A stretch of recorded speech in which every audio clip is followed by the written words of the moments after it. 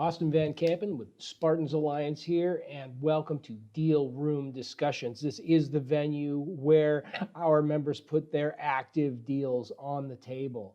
Listen in as Brett and Bart talk about key LOI accelerator strategies in this episode. For what Brett has done to be able to get these guys to the table, he's definitely embraced the idea of building rapport, getting to know them, being part of the inside, if you will. It's a family-owned business, and most of what they're doing is part of the family, i.e. all the employees are family members, which must make arguments over turkey dinner that much more complicated. But he did a great job being able to win those guys over and demonstrate value and trust and rapport. All of that fed into the presentation yesterday. And the way we went through it was actually a little different than what we've done with other LOI accelerators. We essentially put the onus on them to come back and tell us what the value we'd add would be worth. Along the idea of, in a negotiation, the first one to give the price is typically the one that loses. And these guys do see a lot of value in what we can accomplish for them.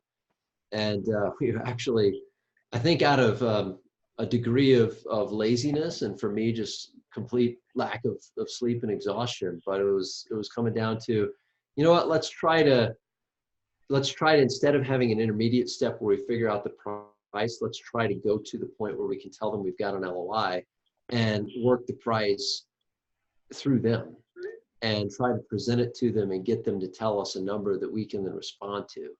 And we weren't actually successful in telling them that number, but or getting them to tell us the number rather. But we were successful in being able to get them to commit that, yes, we do see value in what you're doing. Yes, we do want to partner. Let us put some thought towards it and circle back. And we're thinking we could probably get 50% of the company, which is like a men's fashion, men's shoe group that is, I don't even know, what do you call it? Shoes are their primary product, right, Brett?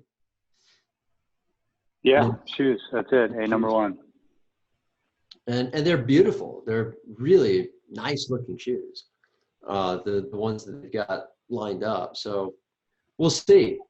I do think, though, it's really powerful to hear Brett say, yeah, after having been through a couple other deals, it's the question of whether or not we want to spend the time to even take this deal. And I think Brett and I were making jokes about how, basically we're in it for free shoes for life. That would be the idea. We're able to take this deal down. Everybody gets free dress shoes for life. Sorry, Lana, you might not want to wear them. You're welcome to them, but they are men's shoes, so they might. They have a women's shoe line now, and they also have a vegan shoe line. So we're all covered all the way around.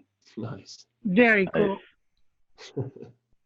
So what was the value that you guys brought to the table? What did you offer them? Yeah, I think if Bart had more time, we'd probably go through the PowerPoint, but essentially I told the guy up front, or I asked him what the problems were, what he saw as the biggest problems that we could solve. That was the initial, after, quite a bit of rapport building. I said, what do you think we can do for you if you had the big reach, the big goal, and when do you think you're going to exit, and what do you think? And I told him to write it down and be very specific. So I put some work on his back, which I think really helped.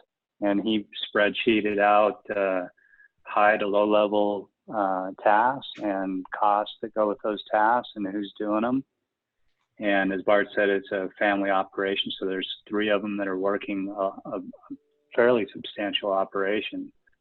And we took what we thought we could outsource off of it, which is all marketing.